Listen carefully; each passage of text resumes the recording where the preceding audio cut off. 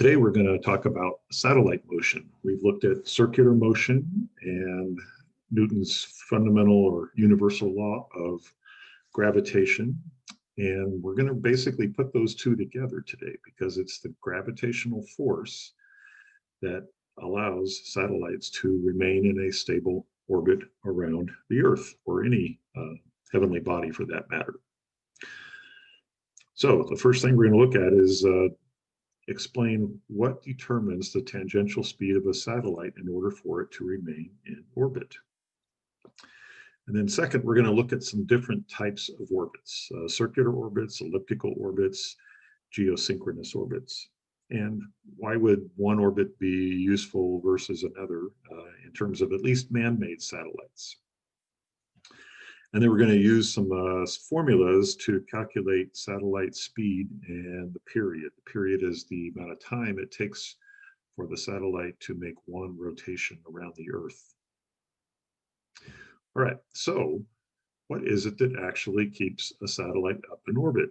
So Newton thought about this, and the analogy he had back in his days was, could you fire a cannonball at a high enough speed so that it would fall around the Earth? So we fired this, right? But if we didn't fire it fast enough, then the gravitational forces would eventually pull the cannonball back to the surface of the Earth. So if we just fired it fast enough, it would actually keep traveling in a circular path around the Earth. Now, this is a very simplistic view. The problem is that in low altitudes, right, the cannonball is going to be traveling through the Earth's atmosphere, and the air resistance or drag will cause it to slow down and eventually fall back to the Earth. But what if we could fire that cannon high enough above the atmosphere so that there would be no drag force and the cannonball would remain in orbit? And that's basically what we do with man-made satellites. Of course, we don't fire them from a cannon, we launch them from a rocket. So how do we get above the Earth's atmosphere? You got to go quite a ways to get completely away from the Earth's atmosphere, about 150 kilometers above the surface. And so if we fired it at least at that altitude, at a high enough speed, it would basically remain in orbit around the Earth.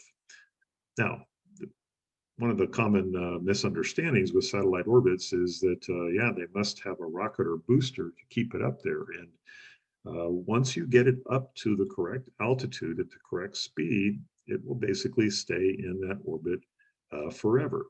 If it's a low Earth orbit and it does have some air resistance at the edge of the atmosphere, then it will slow down and eventually fall back to the Earth. So some of those low Earth orbit satellites, if you want to make sure they operate over a long life, may have small little boosters that help to push it back up occasionally. All right, so the question is, how fast would you need to throw an object in order for it to fall around the Earth? So let's take a look at this satellite here, right? Cruising above the Earth's surface. And based on the Earth's curvature for kind of a low altitude satellite, we call them a close Earth orbit or near Earth orbit or low Earth orbit. In 1 second of travel, it would fall about 5 meters back towards the Earth. Okay? That's basically to have it remain on its circular motion or circular path. And if we factor in the curvature of the Earth, we know that it drops about 5 meters every 8,000 meters of tangential distance. Okay, so think about that. It's got to travel about 8,000 meters in 1 second in order for its fall to kind of match the curvature of the Earth. So that's the answer to our speed. The kind of ballpark figure, it varies depending on the exact altitude and what type of orbit it has, but it needs to get up to about 8,000 meters per second or about 18,000 miles per hour in order for it to reach stable orbit. So let's talk about different types of orbits. We have a circular orbit, right, which, as its name implies, is a fairly uniform circle, okay? And it travels around the Earth. Now, let's think about our circular motion concepts. How would we draw in the velocity vector, the tangential velocity vector for a satellite that's traveling in this circular orbit? Well, we're going to draw those velocity vectors in tangentially to the circle. And for circular orbit, we can see that the velocity is constant, right? The length of those vectors is the same no matter where we draw them. How would we draw the gravitational force vectors due to gravity? Well, gravity is always directed to the center of the Earth, right? So the gravitational force is going to be inward towards the center of rotation. And it's that gravitational force that's applying the centripetal force that keeps the satellite moving in a circular path. So notice there's no component of the force vector in the direction of the tangential velocity. So for circular orbits, they have a constant speed. The only thing they're changing is direction as gravity pulls them back onto that circular path. Now, some circular orbits can be relatively close to Earth.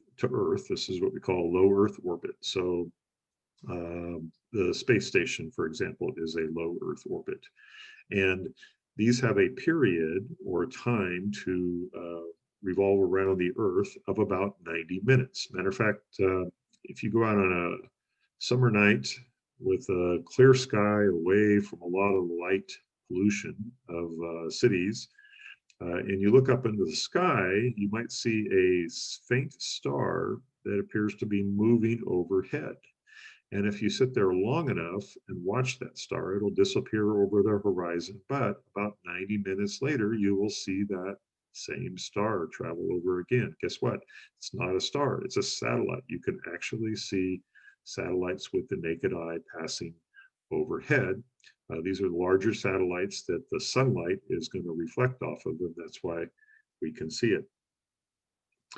Communication satellites are a little different, right? You want them generally to stay over the same part of the Earth. So you have a communication satellite that might be serving North America or Europe or Asia.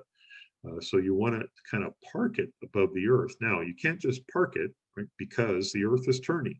So basically, the satellite needs to revolve around the Earth at the same period that the Earth is turning. Okay, so we know our Earth completes a rotation about every 24 hours, a little bit less actually.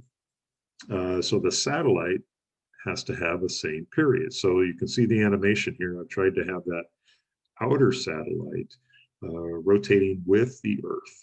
Okay, so when we have this condition, these satellites are in an orbit that we call geosynchronous orbit. So communication satellites operate this way. If you have a dish TV right on your house with a little satellite dish, it's getting a signal from a satellite that is in a geosynchronous orbit. It kind of stays right over one part of the Earth, like again, North America, Central America, South America, so that you have that constant signal. Obviously, if you had a low Earth orbit satellite broadcasting your TV signal, it would be a bummer to have it only for a few minutes every 90 minutes as it's rotated past you.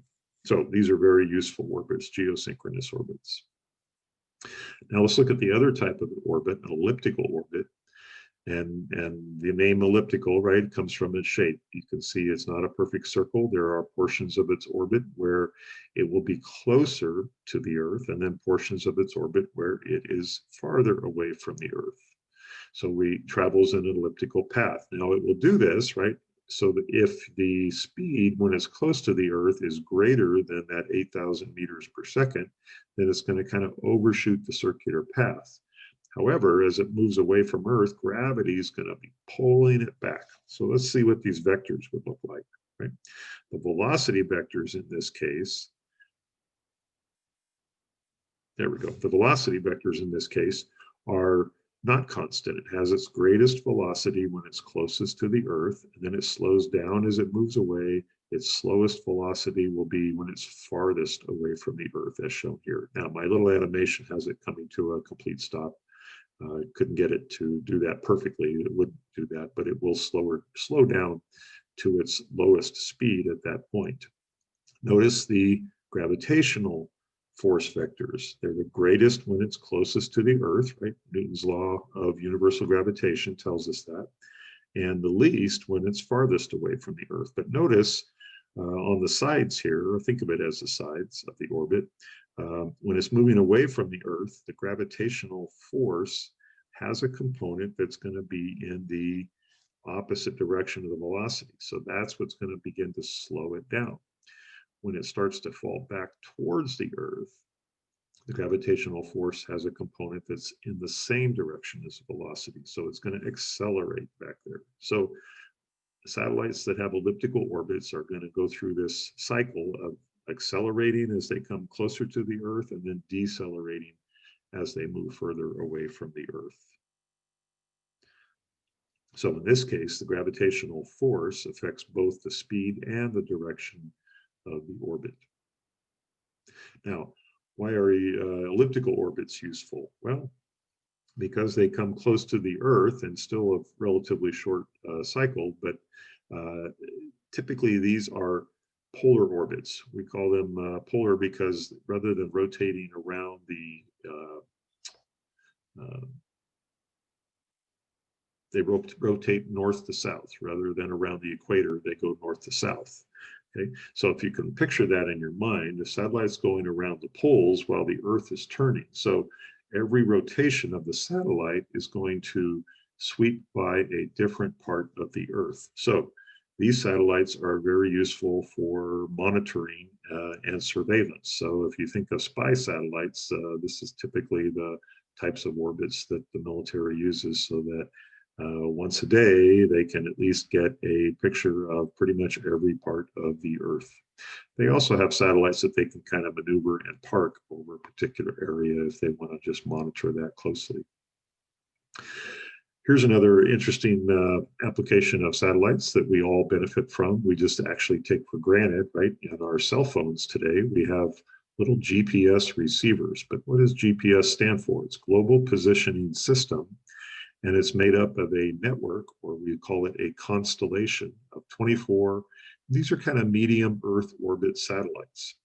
They have 6 different orbits, so there's 4 satellites kind of spread evenly around each orbit.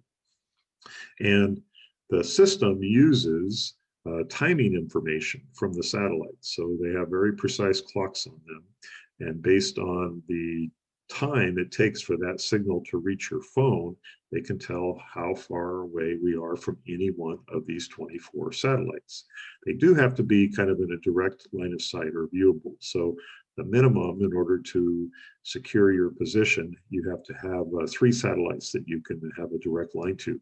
But typically with 24 satellites in most places on Earth, at any given time, you can have 8 or 9 or 10 satellites that are visible. So you could get very accurate position fixes with GPS. The systems that we use, the military degrades them a little bit, but the receivers that the military uses are very accurate. They can determine your position to within a foot anywhere on Earth. Pretty amazing. One thing that's kind of interesting to think about, right? We launch all these satellites up there, but it's not just the satellites. There's other garbage or debris that gets put into orbit around the Earth as a result of this process. Some of it is by design in terms of how rockets are built and their parts are jettisoned as they put them into orbit. Some of it not by design, as things have actually exploded or collided in space and created all sorts of debris. So how much is actually up there? Right now today, we have about 3,000 operational satellites, and there's more than that that are decommissioned at this point, right? They've gone beyond their useful life, or they basically stopped operating or broke, but we have over 3,000 that are actively doing useful work for us today. Beyond that, though, there's about another 23,000 objects larger than 10 centimeters. So 10 centimeters, think about the size of a baseball, okay? And then there are over 500,000 objects that are between 1 centimeter, about the size of a marble, and a baseball. So the challenge is, how do we keep track of all that stuff up there? Because you can have something as small as a marble that's traveling very high speed, and if it collides or hits another satellite or even the space station, it can do catastrophic damage to that. Um, and it's not just, there's no simple solution in terms of how we clean up this space debris. It's basically going to be up there forever. So take a look at the other video that I have posted in this lesson. It's a short one, but it talks about how NASA and the Air Force and different governments around the world spend a lot of effort trying to keep track of everything that's up there and be able to determine if there's a risk of collision. Or when they launch a new satellite, they use that tracking information of everything else up there to determine exactly where should I place the satellite, so it's not too close to other satellites or not at risk of a collision. All right, let's get into some math here. So the orbits of satellite and planets. So as we've seen with those diagrams of the circular and elliptical orbits, the gravitational force is what provides the centripetal force of a satellite circular motion. So those have to be equal to each other. So how do we find centripetal force? Well, this is the formula from the first lesson, right? Mass times the tangential velocity squared equals the radius. How do we find the gravitational force? This is from the last lesson, right? The universal gravitational constant times the mass of the Earth times the mass of the satellite divided by the radius squared. So here's the equation. And we can use this to basically solve for what the velocity needs to be in order to achieve stable orbit for a given radius or distance above the Earth. Now we can simplify some things. Notice we have the mass of the satellite on both sides. So that drops out. So how massive the satellite is does not matter in terms of what velocity it takes to put it into orbit. We also have one radius of the orbit that we can divide out. So when we do that, right, we get just a velocity squared equals our constant g times the mass of the Earth divided by the radius. And of course, if we just want the velocity, we can take the square root of both sides. So here's the first formula that we're going to be using. This gives the speed or tangential velocity of the satellite required for a orbit with a given radius. So mass, it stands for the mass of the Earth. The radius is not the height above the surface of the Earth, but rather the distance from the center of the Earth. And that's the value that we'll work with here in some examples. And then we know what our constant g is.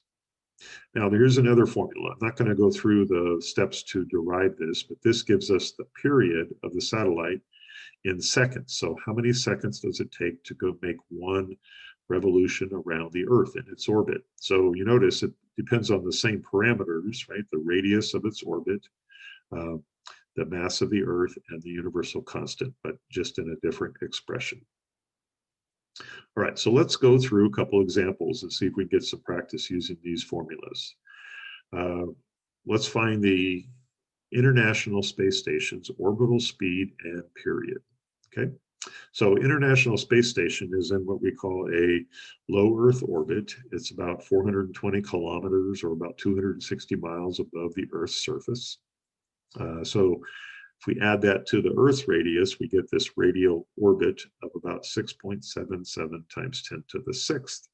And then we know the mass of the Earth and the universal constant. So we're going to plug that first into the formula for tangential velocity. So if we plug all those numbers in, this would be a good time for you to break out your calculator and see if you get the same result I did. It's important you be able to do this. I will give you a few problems like this on the homework and the test. So we find out that it needs a velocity of about 7.665 times 10 to the third meters per second. Or if we don't say that in scientific notation, it's about 7,665 meters per second. So remember that number at the beginning of this lesson. You needed to be traveling about 8,000 kilometers per second, or I'm sorry, 8,000 meters per second to stay in orbit. Well, here's a more precise number that comes very close to that. How about its period? Well, let's again plug in all the numbers here. A little tricky because we're going to cube the orbital radius. We're going to get a very big number there, and then finish that up, take the square root, multiply by 2 pi, and we get about 5,555 seconds that it takes to travel around the Earth. Now, that's a lot of seconds. It doesn't really help us relate to that, but if we converted that to minutes, it turns out to be about 93 minutes. So low Earth satellites will revolve around the Earth about every 90 minutes. Let's do the same thing for a geosynchronous satellite and its orbital speed and period. Now, the radius and altitude of a geosynchronous satellite is much, much higher than a low Earth orbit. It's about 6 or 6.5 times the Earth's radius. Okay, so that is going to be a bigger number. Everything else is the same in our calculations here. So that geosynchronous orbit puts these satellites about 23,000 miles above the Earth's surface. So remember, the low Earth orbit was only about 240 miles. So this is much, much higher, 100 times higher above the Earth's surface. So let's plug in our numbers here. And we see we get actually a little bit lower velocity at that point. Okay. So about 3,000 meters per second for geosynchronous. And the period, well, what would we expect the period to come out to? Should be close to, right, 24 hours.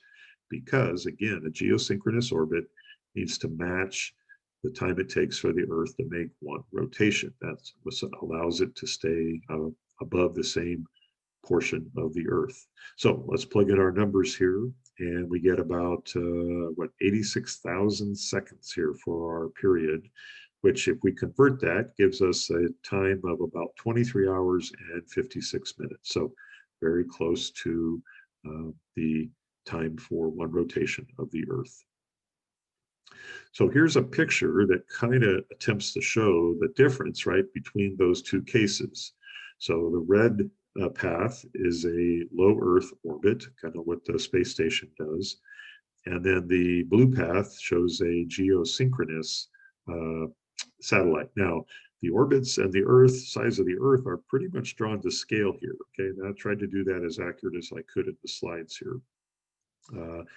And the relative velocities or speeds at which the satellites are traveling are accurate compared to each other. Okay? But obviously they're sped up. But if you could think of that low Earth orbit going around that red, is going to do that about every 90 minutes, right? And the geosynchronous satellite is going to make one rotation about every 24 hours. So I didn't want to do that real time because you don't want to sit here and watch the slide for 24 hours. All right, so that's what we're going to cover here today. We're able to explain that the tangential speed, there is a tangential speed that's necessary for in order for a satellite to have a stable orbit.